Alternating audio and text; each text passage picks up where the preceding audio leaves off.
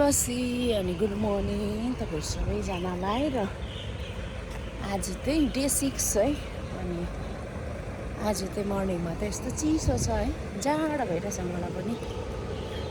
उताको घरको क्या उतातिर जाडो हुन्छ नि त्यस्तै भइरहेको छ। हिजो पुरा पानी परेको कारणले हिजो त्यस्तो भइरहेछ। र जाँदैछु आज पनि छिट्टै उठेँ है।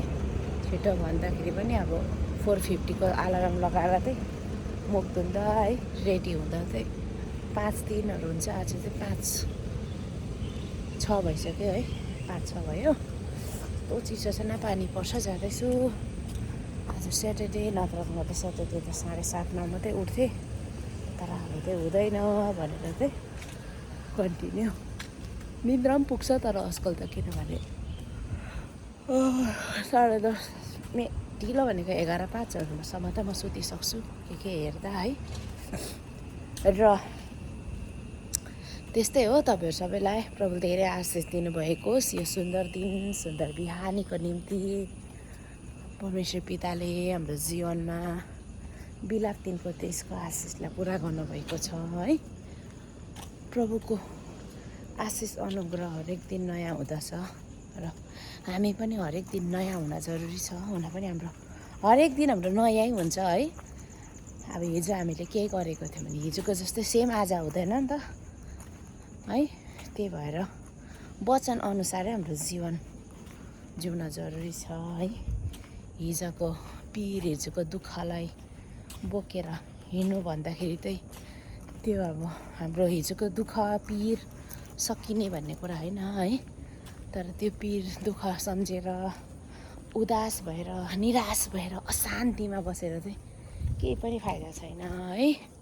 वचन आधारित हामी जिउनुपर्छ र प्रभुको वचनले पनि भन्दछ है, हामी हरेक परिस्थितिमा पनि हामी आनन्दित रहनु। म फेरि पनि भन्छु, आनन्दित रहनु भनेर भन्नुभएको छ। त्यही कारण तपाईँहरू खुसी बस्नुहोस्, हामी सबैजना खुसी बस्नुपर्छ। प्रभुले हामीलाई यति सुन्दर जीवन दिनुभएको छ, अनि यस जीवन त्यसै फ्याँक्नु हुँदैन है। हामी सबै कुरामा एकदम एक्टिभ रहनुपर्छ। र प्रभुले हामीलाई हाम्रो कर्मभूमि है सिङ्गापुरमा असलसँगले राख्नुभएको छ। मलाई चाहिँ प्रभुले एकदमै असलसँगले असल इम्प्लोइजहरू दिनुभएको छ है। उहाँको जीवन, मेरो इम्प्लोइजको जीवनमा पनि प्रभुको आशिष अनुग्रह सधैँभरि बनिरहेको होस्। असल मण्डली दिनुभएको छ है। हाम्रो क्रिस परिवार, क्रिस मण्डली प्रभु महान हुनुहुन्छ र असलसँगले राख्नुभएको छ।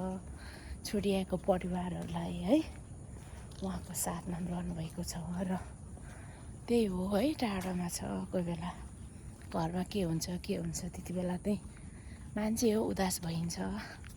तर पनि प्रभुमा विश्वास छ, प्रभुले सबै ठिक गर्नुहुन्छ भनेर। मेन चाहिँ मेरो आप्पा बिमार हुँदा साह्रो उदास लाग्छ है। बिमार भइबस्नुहुन्छ, आजकल बुढो पनि भइसकेको छ। फोनहरू गर्दाखेरि पनि अनुहारहरू यति साह्रो चौडी परेको छ कि माया लाग्छ है। म त फेरि त्यसो पनि एकदम इमोसनल भइहाल्छु। हिजो पनि स्टोरी हाल्दै थिएँ, त्यो फोटो हेर्दा पनि मलाई आँसु आउँछ क्या।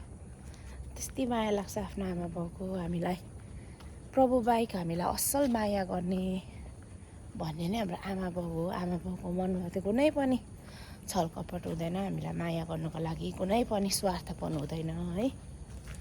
र आज हामी सबै त स्वार्थ हुन्छ यहाँनिर है, केही न केही स्वार्थ लुकेको हुन्छ। र के गर्नु, अब त्यस्तै छ।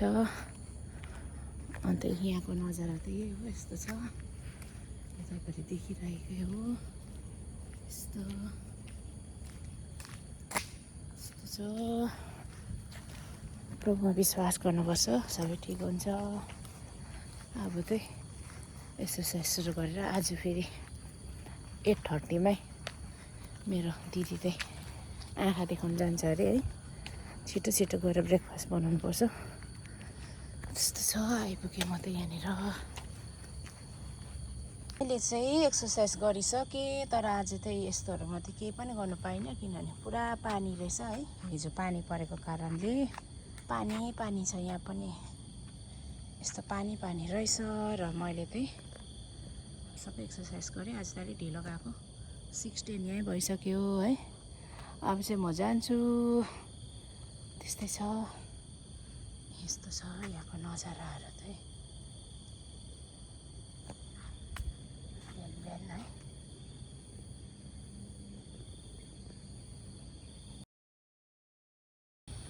अब चाहिँ म चाहिँ गएको है, यस्तै छ। अब जारी छ एक्सर्साइज र भजन सुन्दै है एक्सर्साइज गर्नुको अर्कै आनन्द हुन्छ। साँच्चै नै प्रभुमा आनन्दको जीवन छ है। संसारको माया चनभरको छ, तर प्रभुको माया त अनन्तको छ। र तपाईँहरू सबैजनालाई ह्याप्पी स्याटरडे। र मेरो चाहिँ आजको दिन अब यसरी नै बित्यो। अनि अब अरू त सबै मैले के खाएँहरू चाहिँ म यहाँ भिडियोमा हाल्नु सक्दिनँ, किनभने भिडियो बनाइरहनु पाइँदैन, काम गर्नुपर्छ है।